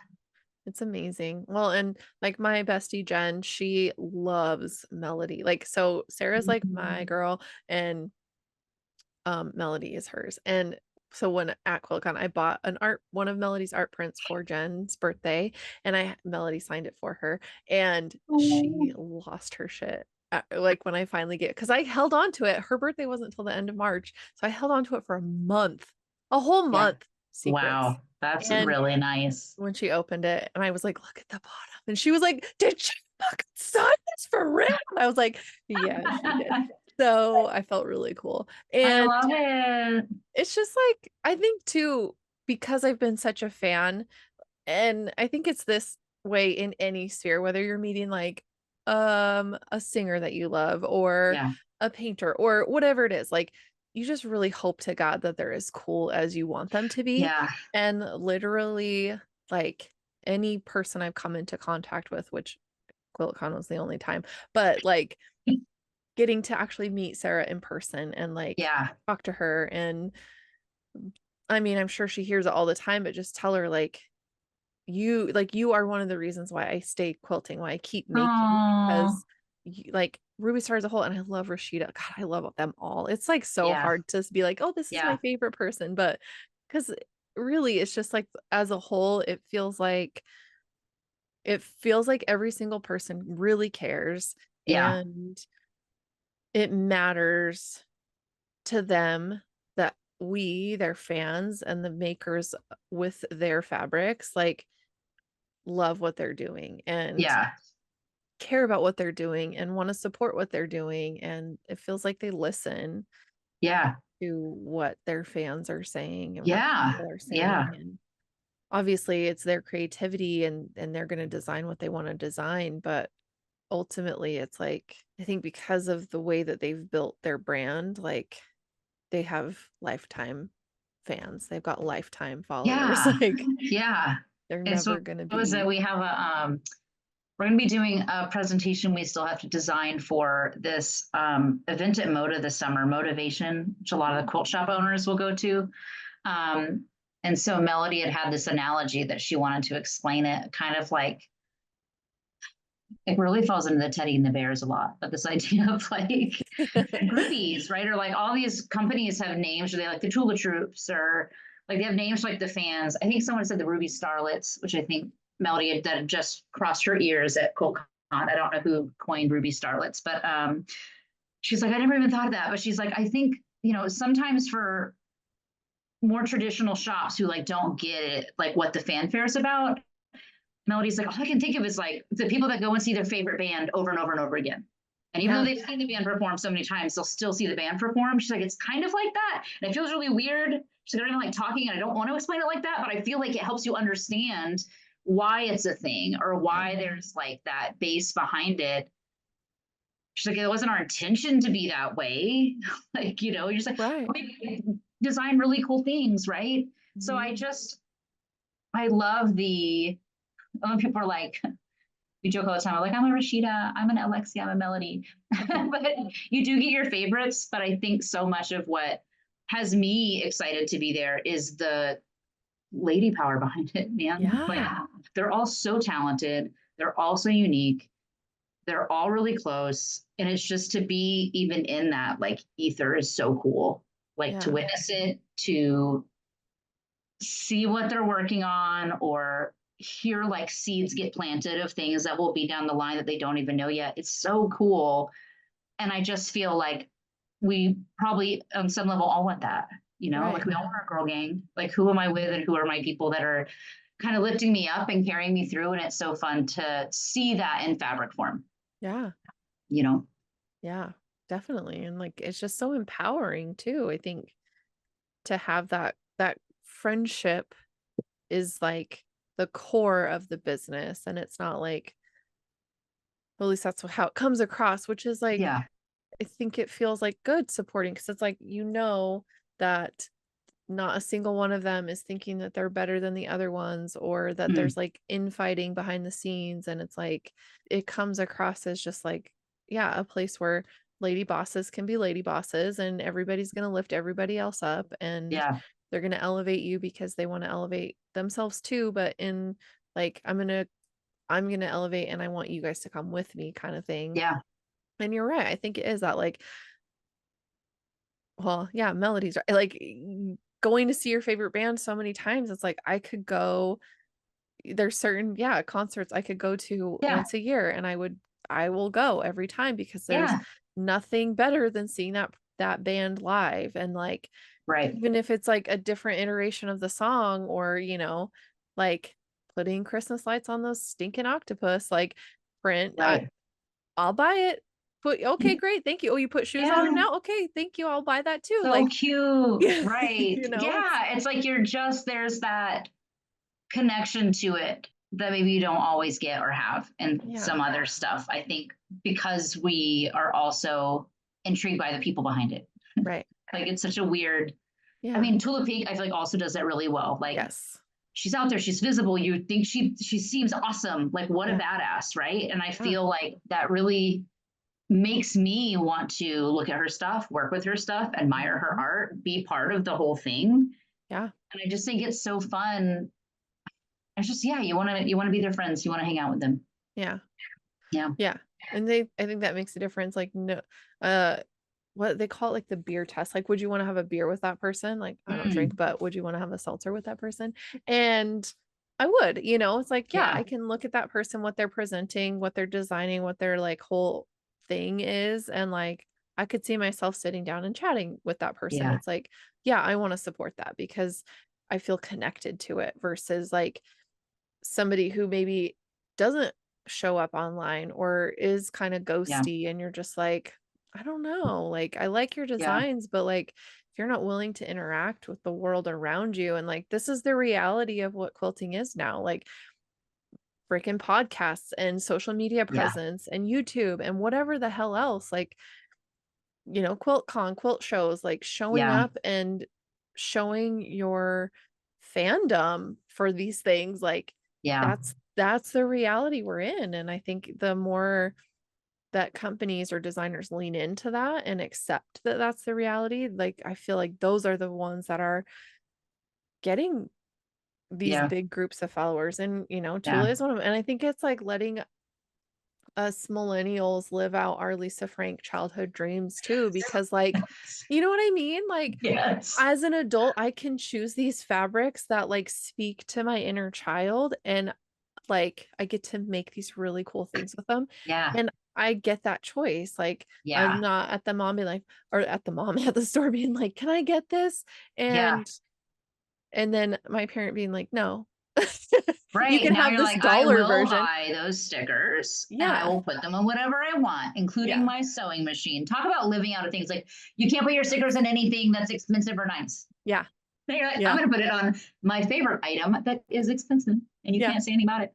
Yeah, Yeah. I love that. It's like the novelty, like the whole novelty and playful aspect of it.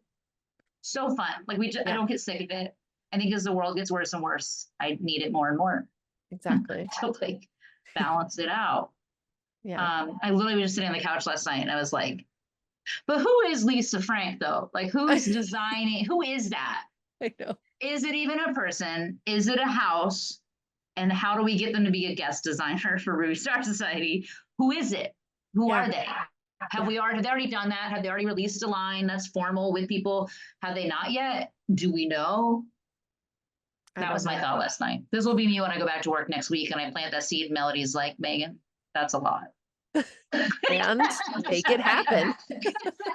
So like, I hear you. Yeah, no, yeah, because I love that video. Who was it? Was it you that did it?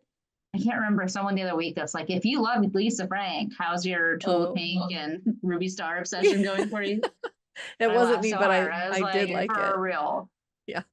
I mean, they were even been dolphins. Like Sarah, was it Sarah that did dolphins in Florida or whatever? Yep. Um, Yep. And oh, manatees and so cute. can't get enough of it. I It's know. so fun. I like that it's not like I think I had a not fear, but like when I started working there, I was like, will this eventually get like will the novelty wear off? Mm, It really, I still get so excited. yeah. Like I'm not like, nope, still love it. Still so excited to see all the things. Still want to sew in my own time, which is nice. Hmm. Because that was like, you'll never want to sew in your own time. Yes, you And will. I was like, I do. I mean, I might be tired sometimes, like when I just knocked out those H&H quilts, but now I Right. just moved on to crochet for a moment. It's fine. We just mix it up, Yeah. You just do a mix different hobby. different fiber. Yeah. I know I've got crochet as a backup too. So I feel that because there are some times where it's like I've just made a king size quilt and I need a fucking break from a sewing machine, but it Yeah, doesn't like kill my joy for it. It's just like I just need yeah, to pause for a moment, yeah, recharge, and then I'm like right back at it the next day. Like, oh my God, look at this fabric and it would be so cute in yeah, this pattern. And I want to make this. yeah. And like, um, Craft Warehouse. I don't know if you have those out, Uh-uh. Becky's, but it's just like literally just a craft store, like any kind of crafting, anything like fake flowers, chalkboard Okay, signs, like painting, framing, like got scrapbook, you. whatever, everything. But they also have fabric and they do these flat fold sales where they'll just get truckloads of like they're not on the bolt anymore. They're just folded up, but it's like fabric that's like 450 a yard. And sometimes there's just like older lines of Ruby Star in that. And so my mom and I keep Whoa. amassing, like go find it specifically and purchase everything they have of it. So we have like a ton of elixir right now, like a ton of like, yeah. Whoa. So that's been kind of fun. Like, cause my, like, obviously, like I said, my mom and I have always like had fabric, very similar to you, Yeah. like crafty mom, always looking at fabric, always shopping for fabric. And like she's the one who introduced me to Amy Butler, like in those Mhm. days. And then then I very quickly got into Tula and got into like I love Katerina Rochella. That's Mhm. this quilt, and this is her pattern, but a marine Fun. cracknell. Mhm. Anyway, because I was testing for her, but just the fun, like bright colors and like novelty, because like this one in the chair is dinosaurs and like jungle Oh florals. my gosh, seriously? Yeah, look at this. Oh my So there's like gosh. a triceratops head print, Ah! and then the whole backing is like Stop it. dinosaurs, and isn't that Oh, I so love cool? it. That is so fun. So I had this line forever. I was holding on to it because I'm like, I don't know what to do with it. And then she was like, I need testers. And I was like, do I do it? Like Yeah. fangirling, like, do I? My husband was like, just try. It was like during, the shutdown. So I was home still teaching online, but like home. And he was like, Yeah. just do it. And I did. And it was the best thing of my That's life. amazing. Anyway, so I like very quickly got into that stuff, but then like kind of pulling my mom into it too. Cause like Yeah. we have very similar aesthetics, but it's also like you can tell what's hers and what's mine.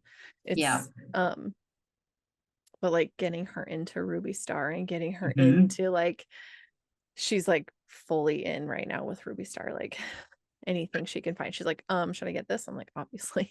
Um Do you have to ask? yeah. So it's just been fun like being able to share that with her and like my three quilting besties here. Like we all same thing. We all have just like very different aesthetic, but we can all Yeah. come together on Ruby Star.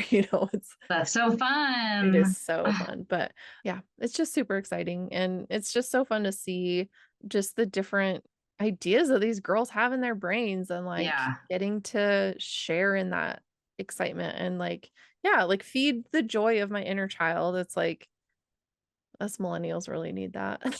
For real. For real. I think I'm addicted to it. Um, Mhm. like what is it? I see like the dressing like you wanted to as a teenager. I'm like, yes, is that why I really love that all this 90s stuff is back? Is that what's happening?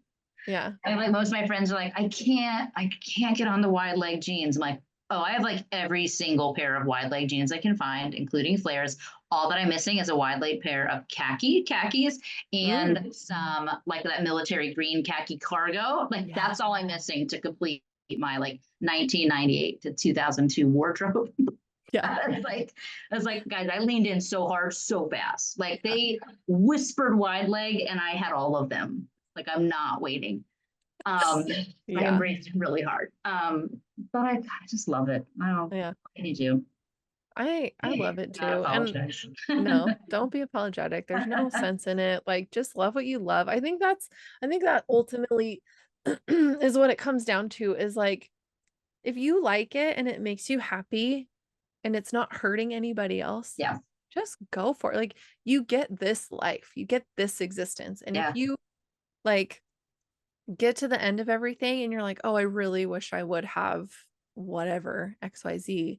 Like, yeah. obviously, we can't do everything that there is Right. to experience, but, like, if you lean more into that and get to the end of your life and you're like, "Wow, I really did a lot, and I'm so happy I did," versus, Yeah, like, "I really wish I would have," like, I right. wanna be on the other side. I wanna be on that, like, "Wow, I really did a lot of things, and I, like, really Yeah, leaned into what brought me joy," and for real. when we do that, we can also feel other people's joy and we can share that with other people instead of being miserable, Yeah, you yeah. know? I think there's a lot to be said for like following the things that bring you joy or the things that excite you or the things that you're curious about. I feel like my even being here in this job that I can't believe I have, or any of the other little opportunities that pop up that I love, Mhm, all of it was just from me like following little threads of things that I was interested in or that I was curious about or that I yeah, wanted to do more of. That's how all of that, how any of it's come about. So I'm such a big believer of like, what are those things? Get clear on what some of them are and then follow it. mhm, Like if you like the thing, then go do more of it. And I feel like in the quilting community, I think a lot of us are so lucky that we found a thing we really enjoy and we do it. yeah, Not all adults are that lucky that they don't have a hobby. They don't know what to do or what to make or what to, they don't know what thread to sort of follow to mhm, bring them joy. And so I'm always the type that's like, if you don't have a hobby, like go get one. mhm. Like Go you try don't have to stuff. decide right now. You can try all the things out. Like you have to have something that you love to do that's not just work and go home. Yeah, It's got to be something else. yeah, And then who knows what opportunities it will bring up. I firmly believe that. So yeah, that's what all my poor friends, if they don't have a hobby, I bug them. Sorry, yeah. not sorry. Well, yeah, like, if you just live with a little bit of openness and curiosity, like, you'll be so surprised at, like, what comes your way just by Yeah, staying open to so many different things and staying curious of what could yeah, happen and like I think I lean so hard into it now because I used to live with so much anxiety and like it's still there, but I think through lots of therapy and like a really supportive partner, husband, um it's gotten a lot easier to just be like, nice. yeah, let's try stuff, you know? And Yeah, I want to make myself proud. Like I think so much anxiety came from like other people and wanting to please other people. But now I'm right. like in the space, I'm like, but what would I want to do? Like, who do I want to be? And what would Yeah, I be able to like, will this me look back, you know, or like future me will look back and be like, wow, like proud of this me, like this yeah, version of myself. And so it's, it's a tricky balance because I think there's things like I was talking to my husband last night and just being like, "Oh, I did this thing," like, and I didn't even realize I was in this dynamic with this person because it's just so natural for me to just like roll over and play dead and be like, "Yeah, totally, totally, totally," and then be like, "Holy yeah. shit," later, like, "Oh, what did I do?" Because that's just like what comes naturally, Yeah, even yeah. though I fight it so hard and I like say a lot of things, but then doing them is like a completely different Oh thing. my But, gosh. you know, so any little win I can take of like, Yeah. whatever. It's just a different spin on things, but it's Yeah. like fighting that default is hard. Yeah, for real. Yeah, no, But for sure. Oh my yeah. goodness.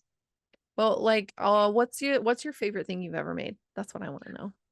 Do you have a favorite thing besides your yo-yo Favorite dress? thing I've ever made. I am really proud of the yo-yo dress. Now I'm like, where the heck else do I wear this thing? Everywhere. Yes. Wear to work every day. It looks okay. um, I that is such a good question. I'm trying to think of like what quilt.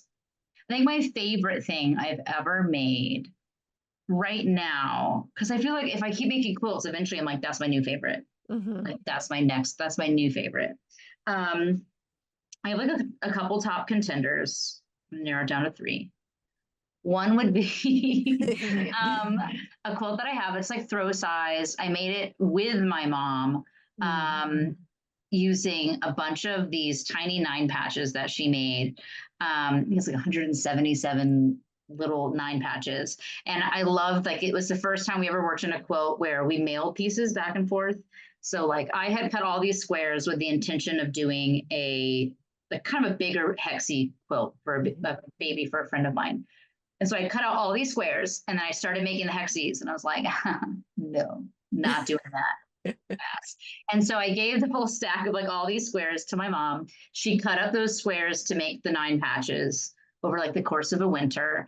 And then she sent me the 9 patches. I laid them out. I sent it back to her. She put the top together and then she sent it back to me and I added borders and quilted it. So I love that quilt because it literally got shipped back and forth multiple times. So that's a quilt. I call it the Postal Service quilt because we did it like the Postal Service did, mailing their stuff back and forth. So that's one of them. Another one I have is I think it's called like the Thankful. Maybe the name was Thankful. It's by Art Gallery Fabrics. It's one of their free patterns. It's like a star quilt. And so that pattern had come across my feed. And then I had some fabrics on hand. It was that fall, like Thanksgiving, the week of Thanksgiving after my mom had died. She died in September. And so late November of 2021, that pattern comes across my feed. And I had a stack, like a beautiful fat quarter bundle of Anna Maria Horner fabrics. Love her. Made so many quilts with her work.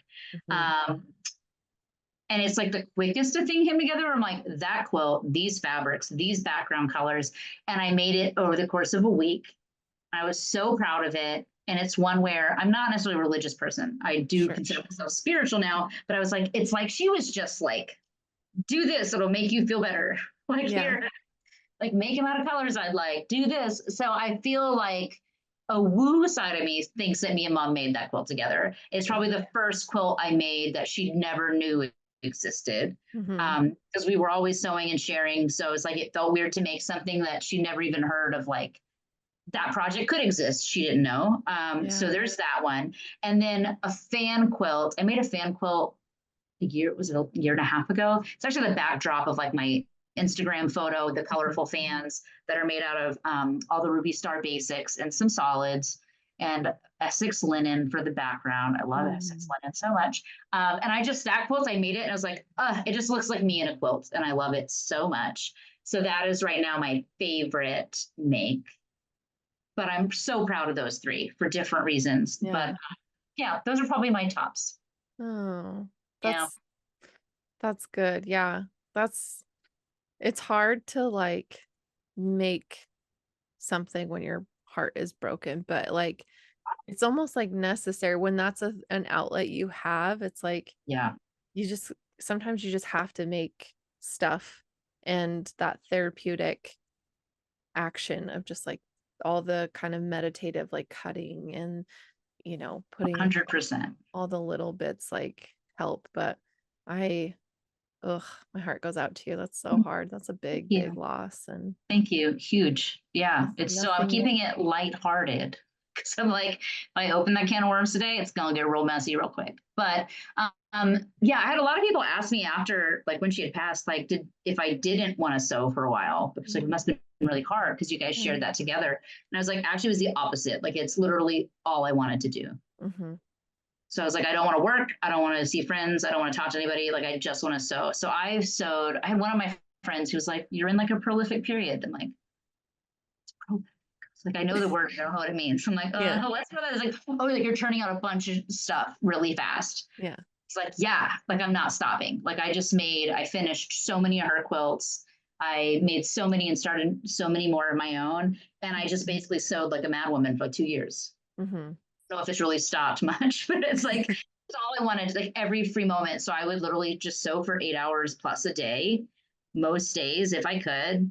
My job that was going to rate me below, I was working from home. And so I would Mhm. like call. Cool. I'm going to go sew now. Mhm. So keep myself sane. Um, and I think you're right. And then it was the meditative part of it. Like I'm not a meditator. I've never recognized that's what it was. But I was Mhm. like, wow, like my brain was and is so loud Mhm. that to do something physically with my hands and either sew in silence, which I don't often do, I do sometimes, but more often than not, I put something on to try and silence my brain to then have my hands doing something repetitive, have Mhm. my brain distracted by a podcast or a book or whatever. Yeah. Oftentimes for me, I'm like just diving in the rabbit hole on death and afterlife. So much of what I'm listening to is related to that. Yeah. Um, to kind of focus it a little bit, it was so helpful. Like I don't know how much worse it could have been if I didn't have that as an outlet. Like to at least be like, I can do something till I'm physically and mentally tired. Yeah. Felt so good. Um, and I mean, it made me feel closer to her, I guess. I mean, it still does. Yeah. It was only painful when I had to like break the sewing station down. That was probably the worst. And then once I got over that hump, I don't know if I really sewed much before that. Maybe it was a Mhm. month. I think I took a picture of it. So I Mm. think once I finally was like, I need to make my sewing room for just me because I don't want to sit there and look at an empty station. Like we had our Mhm. sewing stations facing each other, like Oh. nerds, like, you know. So I was like, I have to change it and break it down. I was like, once I can break it down, like once that happened and I finally could take her sewing station down, it was like all bets are off and I just kept Yeah. going, Yeah. making stuff. It really is like, it makes me feel so much better. I was realizing I was thinking of this before I got on the podcast today because I'm like, it doesn't really quiet my mind. It's like truly the only thing that quiets my mind is watching a reality TV show, which is probably Mm. why I watch so much of it. The thing I'm thinking about when I'm watching a reality TV is their stuff. Mhm. So it's like, I don't think sewing actually quiets my mind. I do think it gives me time to really turn stuff over and think about it. Mhm. So my mind can just be really loud while I'm doing the thing, I Mhm. think is helpful. But, Yeah. you know, it's therapeutic in that way for Yeah. me. Yeah. Absolutely. Yeah. Just whatever, the process brings up, it's like I find myself doing the same thing. Like I don't necessarily sew in silence, but when I do, it's because I need to think about whatever is coming up in my brain. And I'm just like, Yeah, yeah, the meditative, like repetitive kind of like sewing seams and pressing seams and cutting fabric, like those kinds of things, if it's simple enough, is like I can let yeah, my mind do what it needs to do and mull over the things I need to mull over. for But sure. and I think I love that, like, you've got this skill and this craft that, you did with your mom, but now you get to carry on and keep her alive in that way. Like, she's never gonna leave you because of that, and I think Yeah, that's, like, so yeah, special, and, like, I love that I have that with my mom too, because I know, like, yeah, inevitably when one of us goes, like, we'll have that from each other, and 100%, so it's and have, like, things around that it's like, "Oh, they made that. Oh, they made that," like, 100%. And and I have so and many of hers that I still get to finish that I'm saving. As I'm trying to like spread them out. yeah, But I think there's something like I am so happy to have something like that. Like how lucky.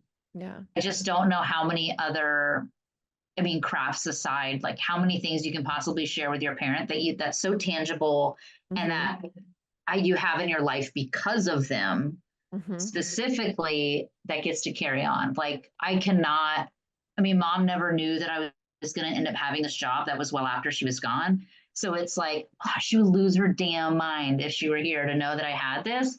But I only really have it because of the whole path that she's even set me on in the first place. It's right, like, what a freaking gift. Like, thank you. Hate that you're not here to enjoy it. Or for me to be like, oh my God, wait till I show you the fabric I got at work today. yeah, So good. yeah, It sucks to like not get to share it in that way. So I kick my like I hate this so often. I think of that. I'm like, oh, but I would have never had it if she didn't even set me on the sewing path at all. Yeah. Um, and so that feels, it's bittersweet. All of it's bittersweet, to be honest. It's like, Hmm. this is so amazing. And also it's very painful. Yeah. Like you get both, I guess. It's everything simultaneously.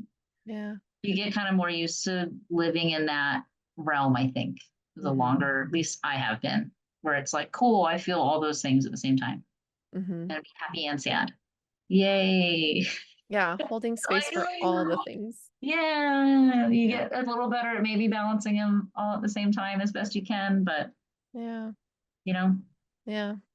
It's like you just learn like, and I think that's it. It's like, oh, you'll heal, it'll get better with time. It's like, I mean, yeah, you might get better at balancing over time, but I think it never goes away. It's always there. uh-uh. Like the thought's always there, the hope, the wish is always there. Like I wish I could call. I wish I could Yeah, say this. I wish I could, whatever it is, like, and maybe it's a little less painful over time because you just learn to live with it, but it's yeah, like it's still there. And but also, yeah, like being able to have something beautiful because of it is like, yeah, the bittersweetness is right.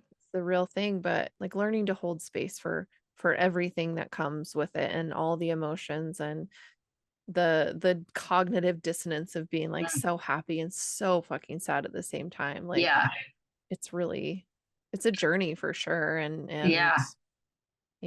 thankfully I mean I haven't lost a parent yet, but I've had, I've lost my dad's parents have both passed in the Mm, past 6 years, and we just lost my mother-in-law mm, recently. And so I'm sorry. yeah, thank you. It's been interesting. Been an interesting thing, but yeah, it's like, oh, we have that because of this person, and like that's really cool. And like my Yeah. grandma sewed too. Like she did garments and stuff. Like so I always had like little outfits for my dolls, and she Oh, sometimes would like make me dresses when I was a kid. And so I've got all these, and that's so so there's like sweet. certain fabrics that pop up and I'm like, that's a Grammy fabric. Like Oh, I love so that. yeah. It's like it's such a treasure. Hmm. It's like saving little, whether it be their sewing tools or Hmm. supplies. For me, it was like it was so silly, but my mom was it was like Pinterest before Pinterest, which was magazines and you rip out the pages of the stuff. Yeah. Yeah. So she had so many bags of like pages from magazines she had ripped out that she had been saving. Some that were like house related, some were food recipe related, and then so many of them were sewing patterns. Hmm. So I went through all the things and was like, what might I make? What am I never gonna make? Let's be Yeah. honest. It's like even just going through those little things and now having so silly, but you're like a magazine piece that my mom ripped out that she wanted to make someday. So I have Hmm. so many things like that that are so much, they're just that's treasure. It Yeah. means nothing to anybody else, but to like find them or have them in a drawer is just like, oh, it's just a little nugget Hmm. of their sort of impact Hmm. in that way, which seems so sweet. Yeah, But it I is. hear It's you. like, oh, hi Yeah. mom. Like Yes, it's fun. 100%. Yeah. Yeah. I Yeah. heard it. It's super cool. And again, I'm sorry for your loss, and that's hard. And Thank you. but it seems like it's fueling some really cool makes for you. And It is. Yeah. I mean, continue. it's look, we're all going to go. Yeah. Unfortunately, some go sooner than others or when Mhm. they shouldn't. But it's such a like wake up call. Yeah. We're not here forever. No. We don't know when the time is up. And what do we have to lose?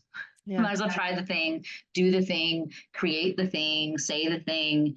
It's Yeah. definitely like if there's anyone listening or watching this, like, oh my God, this is such a big fear of losing someone close to you. It's awful. It's as awful as you imagine it's going to be, but it is also so beautiful in that it gives you the gift of really taking sort of the blinds off of how precious the time that we have is. Yeah. Which I know it's so cliche and everyone says it, but it really does like it does a really weird thing where you're like all of a sudden once you're through the grief is weird because Yeah. in grief even the tiniest things matter that don't matter, but in big picture you're like Hmm. you get a really nice sort of better understanding for yourself at least as to what matters and what doesn't matter, what Right. you're willing to do, what you're not willing to do, Right. and that clarity is so helpful. And so I never knew that was going to be part of it. So that's been, I guess, kind of a nice surprise. Yeah. Um, but yeah, it also makes me less like, I don't know, afraid of death myself. It's Mhm. like if she can do it, I can do it. And then maybe when I do it, maybe I'll see her again. I don't know. I really don't know what happens. I don't Yeah. have firm beliefs so far as to what happens next. So that gives me something to kind of look forward to in a twisted way. Yeah. It's like before I was like, no. Now I'm like, I don't know, Yeah. maybe there's a party over there. I'll get to join. That makes me fear a little less. But Yeah. let's have fun while we're here and make all the quilts. Yeah, exactly. Yeah, do all the things because you don't know. And yeah, it's like the clarity you get, like the clearing wasn't what am I trying to say? The like, yeah, the clarity you get in like reshaping your values Mm, is it is, and you don't know until you know. And like yeah. sometimes you just can't know until you know. And some Yeah. people never maybe never get that experience because they get to live long, long lives before they really lose Yeah. anybody. Yeah. And that's okay too. Like good for you. But I think, yeah, that loss, that hard, like, like my grandma, I thought was the healthiest person I knew because my Same. grandpa had had a heart attack and a heart transplant when I was like 9 years old. And Mhm. so they followed the heart healthy stuff and always ate really well. And, she took such good care of him, but like she passed, like every artery around her heart was completely Oh clogged. my Like, gosh. and it was like to hear that was so devastating, but it made me get serious about like my health challenges and like Yep. the food related issues I have. And like, as far as just like the 7 million things I'm allergic to and shouldn't be eating, but I was still eating. And like, it was Wow. like that huge wake up call of like, oh my God, I'm literally killing myself by doing this. And so I need to stop. And Dang. changed everything. And it was like, oh, okay, I can be healthy. I can feel good in my body. I can have hands that aren't covered in eczema all the time. Like just Wow. things. Yeah. And so it's just, yeah, it's one of those things, that clarity you get is you can't really get it any other way. Yeah. Yeah. Yeah. It's like through the pain, through the loss, you get this thing, Mhm. and it's just so helpful and awful. Where you're Yeah. like, I Yeah. hate this and I don't want it, but also thank you. I, Yeah. dang it. Yeah. It's a Yeah. really tough mix of stuff, but Yeah. yeah, Yeah. life, man, death. Right. Here we are. I knew I Yeah. was going to go down a death hole. I ran down a death hole every time. I It's can't fine. not. It's my fault. No, it's fine. But Honestly, I wish, and I was like, my husband and I were talking about this too, because he's like, just in true fashion of his personality, was just kind of being jokey about certain things, like, even though his mom had just passed and whatever. And he's like, I think some people wouldn't understand it, but this is just how I don't find death terrifying. I'm not scared of it. So it like doesn't yeah, make me feel that I need to be like, have reverence for it or whatever. He's like, I respect it. I respect death, but I'm like, he's not looking to like go do crazy, scary things that will kill him yeah. all the time. Sometimes he does, but I give him a stern warning that if he dies, I'm going to kill him. And, but it's just that perspective of like, he's like, she's not in pain anymore. She's not sad. She's not Yeah. sick anymore. He's like, and Yep. although it's sad that she's met her end, like, I know. He's like, "I just believe eventually I'll see her again, and I Yeah. know she's not in pain anymore, and Yeah. that's what matters to me is that Yeah. she's free." Yeah. She's and I'm like, "Yeah, honestly, like, I think that's Yeah. such a cool view." And, like, I wish in the United States that, like, we had a different outlook on death because I think it's Yeah. treated as this, like, thing you don't talk about and you don't Yeah. don't It's bring not it up with helpful. other people. And so Yeah. then it makes you feel like you have to like hide it and experience it in the dark when it's like, well, that's when you need people the most. That's when you Yeah. need community the most. Yeah. We don't talk about it. And it's like, Yeah. no, Not talk about helpful. it. Yeah. Yeah. It's not helpful that we do it that way. No. Yeah. I think talking about it, I think being curious about it, like I Hmm. wish I would have been more curious about it before I had to be curious about it, is what it feels like. Like before I was Yeah. like, no, like you die and the lights are out. It's dark. It doesn't matter. And then once she died, it was like, yeah, I absolutely need another solution than that. Like turns Yeah. out that's fine for me. Totally cool. That cannot be the reality right now. In order for me to keep going, I need to think there's something else. So what are other people saying? Right. It's like, Right. what else is out there? What stories do we have of people connecting after they're gone? What, like, I need so much of that content to make me feel like, okay, maybe there's something. Mhm. Um, and it's just to go back to the point of the not in pain anymore. I Mhm. 100%, like, once that's so helpful, sucks that for them to not be in pain anymore, that means they can't be here. Right. But yeah, having the hope, I think talking about it, being curious about it before it happens. Mhm. So again, if anyone's listening and they're like, oh my God, I hate this, I hate it so much, please read some books or dive into that curiosity, follow that train. I think Yeah. it would have helped me so much if I had done a little bit of this work before I had to do the work. Mhm. Because doing it when I had to do it was just so hard. And I wish I would have been like, oh, I've already like heard all these things. Like I myself am not as afraid. So now the whole thing happening isn't freaking me out as much. I think I could have approached it a lot differently than basically avoidance, which is what we lived here, which was very hard. And I Yeah. wish I would have had some sort of insight or curiosity and felt a way about it where I could have asked questions. Yeah. Like, I just feel like we were so close and I had little tiny glimmers of stuff that now I'm falling into this whole rabbit hole of hearing death experiences about of other people that I could have probably asked her questions that I didn't ask because I was just like, it's not happening. Yeah. And so now, like, oh, I would have loved to have asked more things Yeah. and gotten more information that would have comforted me after the fact. Mhm. The only thing I love this so much, was when it was getting close, like, I'm very lucky in that she was coherent in the days leading up to and the day that she passed away. So she could talk to me and was kind of loopy but aware. A Mhm. lot of people aren't so lucky. But one of the things, like, I would go, she'd be like waking up from a nap and I'd be checking on her. And for just a moment when she'd come out of a nap, she'd be talking to not me. She'd eyes open, she'd be looking at me and she'd be talking. And I would just stand there patiently until she like got to where I was at and realized it was me, not whoever she was talking to. And one thing she said on one of them was, she's like, I know I'm dreaming.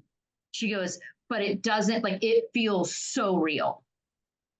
And I didn't press to be like, well, who are you talking to? Or what are you seeing? And that's what I wish, like, I just kind of breezed over it. Like, I remember her saying, like, oh, like when she came to, like, I know I'm dreaming, but it feels very real. Mhm. And so, like, oh, that's all I have to go on was like this tiny thing. Or like some of the things that she'd mumble while she was sleeping was so helpful. But I was like, God, if I had just explored this a couple years before, I'd have been Right. like, that's so interesting. Well, who are you talking to? Or like, who else there? What does it look like? And I think I would have felt comfortable asking it. And unfortunately, I wasn't. And now I'm like, oh, I wish I could go back and ask all the questions because she Yeah. would have probably given me what I needed to feel like it's okay. Yeah. Like she's going to a good place, or she sees a good place, or she's at least the body and brain is doing something that's comforting her. And I didn't know to ask. So that's Right. always my biggest like piece of advice for anyone that hasn't lost their parent yet or hasn't faced a sickness like that, or they themselves are so afraid of it. Is Mhm. like research it now while it's like not near necessarily. Like it's possible, it's always gonna be possible for Yeah. any of us. But like just kind of get curious before it happens. Yeah. Because then that will probably help you show up when it is happening a lot differently and hopefully in a better way, that then when it's done, you can look back on and go, God, I'm just so glad I had the courage to ask the questions, or I was brave enough and gentle enough to discuss it. Yeah. Because that's probably my biggest regret. Like, we just didn't talk about what was right in front of our face. Like, we were going Yeah. through the motions, we're doing what we had to do. We'd have tiny glimmers of facing reality, but Mhm. generally, we didn't really talk about it. Yeah. And we talked about everything. So it was so weird, where it was like, how bizarre. So Yeah. yeah, I'm always just telling anyone that will listen, like, please Yeah. just get curious about death. Please try and like be, I don't know, do a little research, read some books, Yeah. see what you think or believe, or at least start to get some ideas that you can sort through later. Mhm. Um, because yeah, like death is coming for all of us. Yeah. We can't escape it. So, like, no, seriously though, like, It's I like think happy uplifting podcast day. We're all gonna die. We we're all are. dying. Yeah, we are. But I think there's it goes back to that what's bringing you joy now? Like, you're gonna Yeah. die, so, like, why would you wait? Why would you like, obviously, certain Yeah. things have their timing, but, like, if you have the accessibility and the like, you have what you need to make something that brings you joy or to get something that brings you joy or to go somewhere and experience something new, Yeah. like, go do Yeah. it. Yeah. You're not promised that you're gonna wake up in the morning and have another Mhm. day, like, you don't know. Yeah. We Yeah. just don't none of us know, and so, like, being able to just say yes to things and yeah, get curious, like, wonder out loud, like, Yeah. I think sometimes people have thoughts, but there's, like, this because of the, like, quote, unquote, "taboo nature" of, like, what Yeah. death is in our country, people are like, "No, no, no, I can't talk about it, I can't think about it," and it's like, "No, but you can and you should," and I think Yeah. that's one thing I do appreciate about, like, mine and my husband's relationship is that, like, he would talk about it so much, like, because he's not scared of it. He's like, Yeah. "I don't Yeah. wanna die, but I'm not, like, Yeah. scared of, like, going to hell," or he's like, "I don't." So helpful. He's like, Yeah. "I'm not." And I was, raised evangelical, like, Christian, whatever, heaven and hell, Yeah.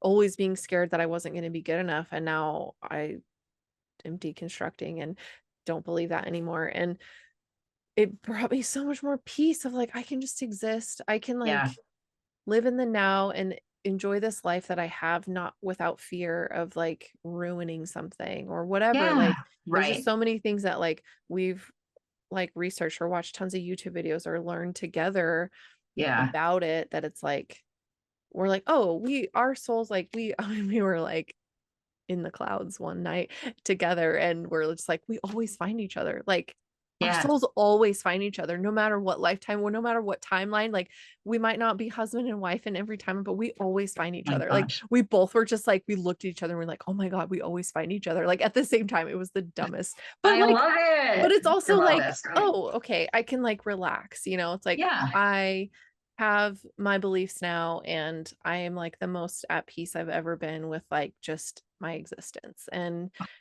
That's amazing. like so that curiosity, it's like although it might feel uncomfortable in the moment, it's Mhm. worth exploring. It's worth Yeah. getting uncomfortable for because if it can bring you peace or if it can bring you some kind of answer that you're looking for or just need to like let your mind rest, then like don't Right. you think that's worth it?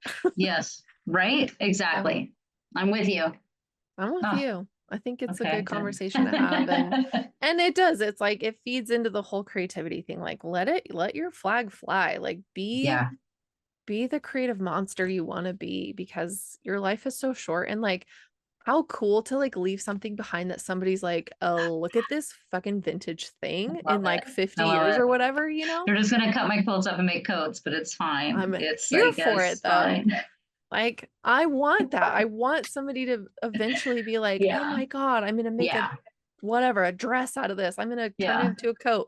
It's a wall hanging." Like, yes, Yeah. please, thank you. Like, Yeah. I love the it's leaving behind of something, yeah. like to have a mark. I mean, hopefully we'll have had impact on people and all these things, but the idea of leaving something tangible behind is so intriguing. Mhm. Um, yeah, I heart it. Yeah. I'm It's with so you on good. that. I'm on the It's same so good. page. But look, hey, if you ever want to chat death, you just let me know. You you and me. RIP. Death or quilts, here we go. Oh my Yes, goodness. I'm here for it. This is so good. Well, thank you so much for joining me today. You're welcome. I Thank you so much for having me. this has been such a great conversation and I mean, yeah, important things like we're not just quilters, obviously, and Mhm. so I love when different topics come up and we can talk about other things Yay. besides I mean, obviously quilting is the best, but like what makes us whole and what inspires Yeah, us and so thank you for sharing that and of about your course. mom and it's important. So I'm glad we Yeah, could talk about her thank today. you. Yay, thank Yeah, you. of Thank you so course. much.